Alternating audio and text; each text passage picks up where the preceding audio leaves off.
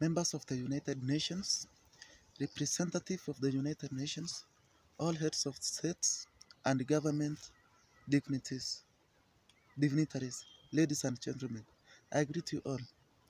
I am Kennedy Onchonga of PCL Bound Secondary in Form 4, aged 17, in Nakuru County, Molo Sub-County, Elbagon Division. My speech today will be on our Earth 2050. Great leaders of the world, citizens from various nations of the earth, ladies and gentlemen, who are watching this particular event. I take this particular time to represent my vision towards the year 2050. About 20 years ago, the nations of the world were evergreen. Living and non-living were both surrounded by favorable climate, mountains, lakes, forests, rivers and oceans and the atmosphere seemed to be conducive and fresh. Man fed on juicy wild fruits and more kinds of other foods. He used herbal medicines which had no any additive but fresh naturally. The great heads of various states of the earth, animals fed on fresh leaves, grass, and they kept no conflict with man. Lakes, oceans, rivers, and other water sources flowed gently. The aquatic life was greatly supported with such waters. Food cost at a very low price, food that were naturally grown and without any contamination. There never existed any major crisis of starvation just because of the well-maintained environment. Simply, in the past years, life was as easy as it was naturally. That meant life was durable. Currently, dear world leaders, in my comparison from books I have read and formal education I have experienced to that of the environment is that the world was largely covered with forests compared to this of ours, which is dusty. There was scattered trees everywhere that provided home for animals and food for them. In comparison to today's, there is increased animal-human conflicts, leading to destruction of plants, agricultural products by man and clearing forests, destructing home and foods for the wild creatures.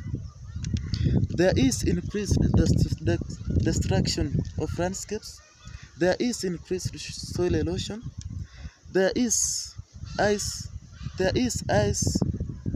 on mountains continue to evaporate because of acidic rains that is formed when dust gases are eliminated from industries, heavy machines, and from burning waste products. Our dear great leaders, will you support industrialization that is leading to the destruction of lives, or will you discourage it? There is continued the destruction of aquatic lives. Industries have drawn dirty water into rivers, to the lakes, and finally to the oceans. Plastic materials have been drawn by muddy waters to the water sources, leading to endanger the aquatic life. Open sewages have found their way to the water sources.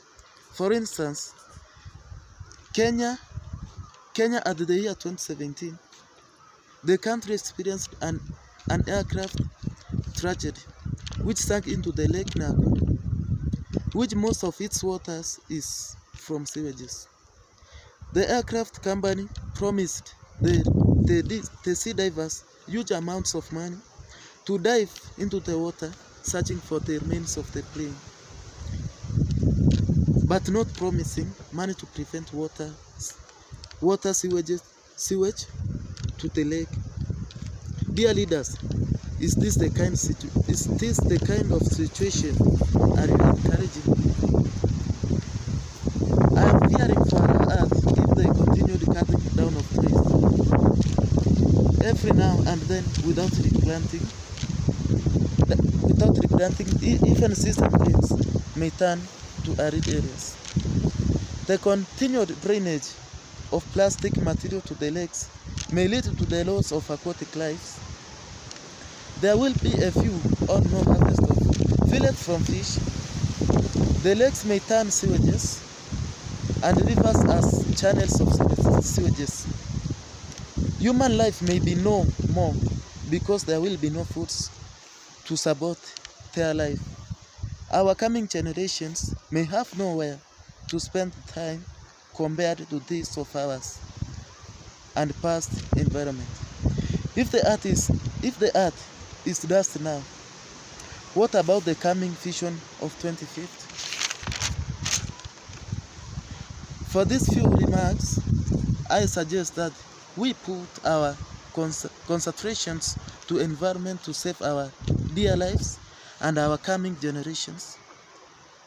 Thank you, and let's look forward in achieving our mission to save our environment.